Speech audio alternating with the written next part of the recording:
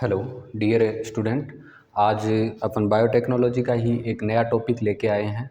कल अपन ने डिस्कस भी किया था कुछ एक टॉपिक का, ठीक है ना। तो आज एक नया टॉपिक का डिस्कस करेंगे और बायोटेक्नोलॉजी का यूज होगा मोस्टली इस टॉपिक में। और जो भी एग्रीकल्चर में यूज किया गया था इस टॉपिक का, मोस्टली जो बायोटेक्नोलॉजी द्वारा बनाई गई एक क्रॉप थी, ठीक है ना। और उस क्रॉप का नाम है बीटी कॉटन। उस क्रॉप का क्या नाम है? बीटी कॉटन, ठीक है। बीटी कॉटन, बीटी कॉटन के बारे में डिस्कस करेंगे, ठीक है ना। ये एक ऐसी वैरायटी बनाई गई थी जिसमें कपास के लिए, ये मोस्टली कपास के लिए बनाई गई थी और कपास के अंदर कोई एक जीन इंसर्ट करवाया था, ठीक है ना, जिसकी वजह से बहुत सारे इंसेक्ट होते हैं वो कपास की फसल को नुकसान नहीं पहुंचा पाए, या कोई भी इंसेक्टिसाइड अपन को बाहर से डालना ना पड़े, ठीक है ना। जिसके लिए एक ये वैरायटी बनाई गई थी जिसका क्या नाम था? बीटी कॉटन, ठीक है ना। और ये कपास एक बैक्टीरिया में उपस्थित जीन को लेकर बनाई गई थी। किसको लेकर बनाई गई थी? जीन को लेकर बनाई गई थी। और ये कपास की वैरायटी है, एक बैक्टीरिया में उपस्थित जीन था, उसका नाम था बैसिलस थ्यूरेंजेंसिस। बैसिलस थ्यूरेंजेंसिस, ठीक है ना। बैसिलस थ्यूरेंजेंसिस नाम के बैक्टीरिया से एक जीन को लिया गया था और उस जीन को उस कपास के प्लांट में इंसर्ट करवाया था, ठीक है ना। जिसकी वजह से एक अपन बोल सकते हैं कीट प्रतिरोधी पादप प्राप्त हुआ था। और इस बैक्टीरिया के अंदर एक जीन उपस्थित होती है जिस जीन को क्राई जीन के नाम से जाना जाता है। किस जीन के नाम से जाना जाता है? क्राई जीन के नाम से जाना जाता है। और ये क्राई जीन आगे चलकर क्राई प्रोटीन का निर्माण करती है। क्या करती है? क्राई प्रोटीन का निर्माण करती है। जीन मोस्टली यही करती है कि कोई भी जीन है आगे चलकर आरएनए बनाएगी और आरएनए से क्या बनता है? प्रोटीन बनता है। ऐसा ही होता है, मतलब उसमें ट्रांसक्रिप्शन होगा, ट्रांसलेशन होगा और प्रोटीन बन जाता है। और ये जो बैक्टीरिया है ना, ये बैक्टीरिया के अंदर उपस्थित जीन्स होती है वो एक प्रोटीन बनाती है, तो क्राई प्रोटीन कहते हैं। और ये क्राई प्रोटीन होती है, ये मोस्टली इनएक्टिव फॉर्म में रहती है, इनएक्टिव फॉर्म में रहती है। और इसको एक्टिव होने के लिए एल्केलाइन पीएच चाहिए होता है। कैसा पीएच चाहिए होता है? एल्केलाइन पीएच चाहिए होता है, क्षारीय पीएच चाहिए होता है। मोस्टली बैक्टीरिया के अंदर ये जो प्रोटीन बनती है उस टाइम मीडियम होता है वो एसिडिक होता है। कैसा मीडियम होता है? एसिडिक होता है। एसिडिक में ये इनएक्टिव रहती है। क्या रहती है? इनएक्टिव रहती है। जबकि क्षारीय माध्यम में ये एक्टिव हो जाती है, ठीक है ना। इसको एक कीट खाया करता था, उस कीट का नाम था गुलाबी सड़न। मतलब अपन बात करते हैं कपास की जो फसल है ना, उसके अंदर एक कीट आ जाता था जिसका नाम था गुलाबी सड़न, जो पूरी कपास की फसल को नष्ट कर देता था, ठीक है ना। तो इसमें क्या होता है कि ये बीटी कॉटन जो बनाई गई थी ना वैरायटी, उसमें अपन बोला कि बैसिलस थ्यूरेंजेंसिस नाम के बैक्टीरिया से एक जीन लिया गया जिस जीन का क्या नाम था? क्राइजीन था। इस जीन का क्या नाम था? क्राइजीन था। और ये क्राइजीन आगे चलकर क्या बना रहा है? क्राई प्रोटीन बना रहा है। क्या बना रहा है? क्राइजीन था वो क्या बना रहा है? क्राई प्रोटीन बना रहा है। और ये क्राई प्रोटीन कौन से मीडियम के अंदर इनएक्टिव रहती है?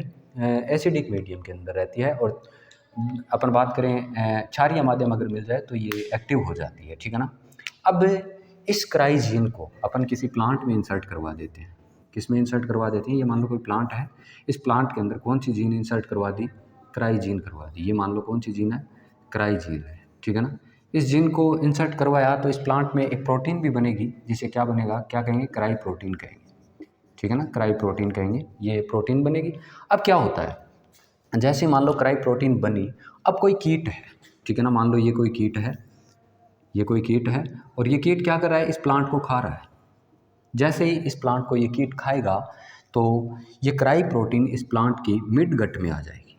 ये क्राई प्रोटीन किस में आ जाएगी? इसकी मिड गट में आ जाएगी क्राई प्रोटीन। और इसकी मिड गट में जैसे ही आएगी तो इसकी जो मिड गट होती है ना, इस मिड गट में पोर्स हो जाते हैं, छिद्र हो जाते हैं। और छिद्र होने की वजह से इसका जितना भी ये प्लांट का जो फूड था वो डाइजेस्ट नहीं हो पाएगा। क्या नहीं हो पाएगा? डाइजेस्ट नहीं हो पाएगा। और इसकी आंत में या मिड गट में जैसे ही छिद्र होंगे तो ये कीट क्या हो जाएगा? मर जाएगा। क्योंकि इसके आंत का जो पीएच होता है ना वो क्षारीय होता है, एल्केलाइन होता है। और मैंने बात बोली थी कि जैसे ही कोई क्राई प्रोटीन या क्राई जीन क्षारीय माध्यम में आती है तो क्या हो जाती है? एक्टिव हो जाती है। एक्टिव हो जाती है, जबकि एसिडिक मीडियम में ये क्या रहती है, इनएक्टिव रहती है। क्या रहती है, इनएक्टिव रहती है।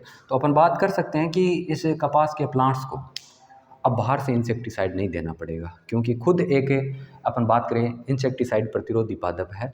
मतलब कोई भी ये गुलाबी सड़न कीट है ना, ये कीट इसको खाने की कोशिश करेगा तो इसकी जैसे ये क्राइजीन था अपन ने इंसर्ट करवाया था, ठीक है ना, ये क्राइजीन इंसर्ट करवाया जाता है और एक वेक्टर द्वारा करवाया जाता है, एक वेक्टर द्वारा करवाया जाता है और उस वेक्टर का नाम होता है अपन बोल सकते हैं एग्रोबैक्टीरियम।